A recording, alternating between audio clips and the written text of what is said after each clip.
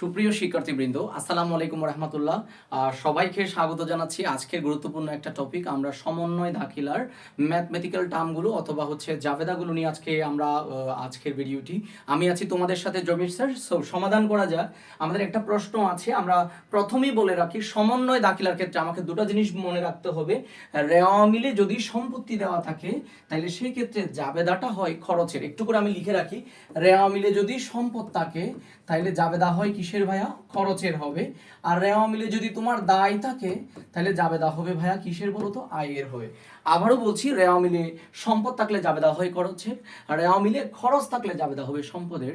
রেওয়া মিলে যদি তোমার দায় থাকে জাবেদা হবে আয়ের, আর রেওয়া মিলে যদি আয় থাকে তাহলে জাবেদা হবে দায়ের জাবেদা হবে। প্রশ্নটা পড়া যাক এবার।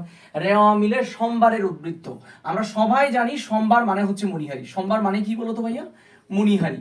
আমাকে বলছে সোমবারের উদ্বৃত্ত ৮৫০০ টাকা। তাহলে সোমবারের উদ্বৃত্ত আমাদের জন্য হচ্ছে একটি সম্পত্তি দেওয়া আছে। উদ্বৃত্ত যেহেতু এটা সম্পদ, মণিহারির উদ্বৃত্ত সম্পদ।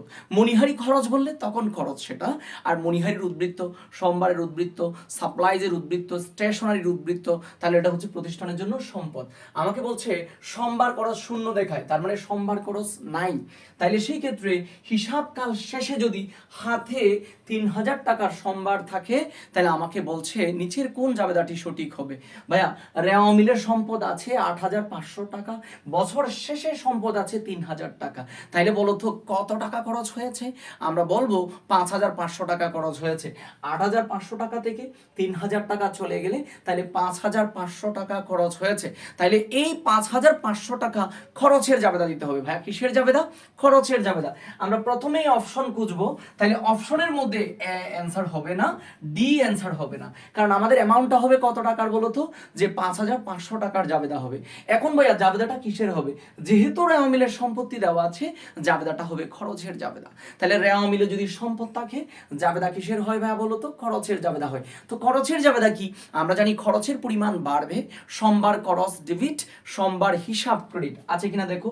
তাহলে সোমবার খরচ ডেবিট, সোমবার হিসাব হচ্ছে ক্রেডিট। তাহলে সম্পদ হ্রাস পাবে, খরচের পরিমাণ বৃদ্ধি পাবে। সম্পদ আমাদের হ্রাস পাবে, খরচের পরিমাণ বৃদ্ধি পাবে। আমরা যদি জাবেদা করি তাহলে আমাদের জাবেদাটা হবে কি বলতো? আমাদের জাবেদা হবে সোমবার খরচ হিসাব হচ্ছে কি বলতো ভাইয়া? ডেবিট হবে। আর সোমবার হিসাব হচ্ছে কি বলতো ভাইয়া? ক্রেডিট হবে। সোমবার হিসাব কি হবে? ক্রেডিট হবে।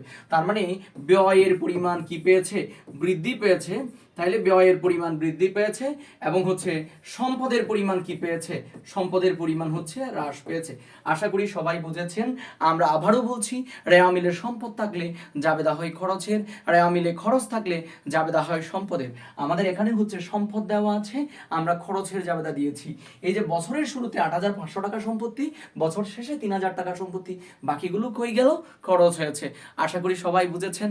এরকম মজার মজার ভিডিও পেতে চোখ রাখুন আমাদের আইডিয়া বিশ্ববিদ্যালয় ভর্তি কোচিং পেজে আর আমাদের ইউটিউব চ্যানেলে। ধন্যবাদ সবাইকে।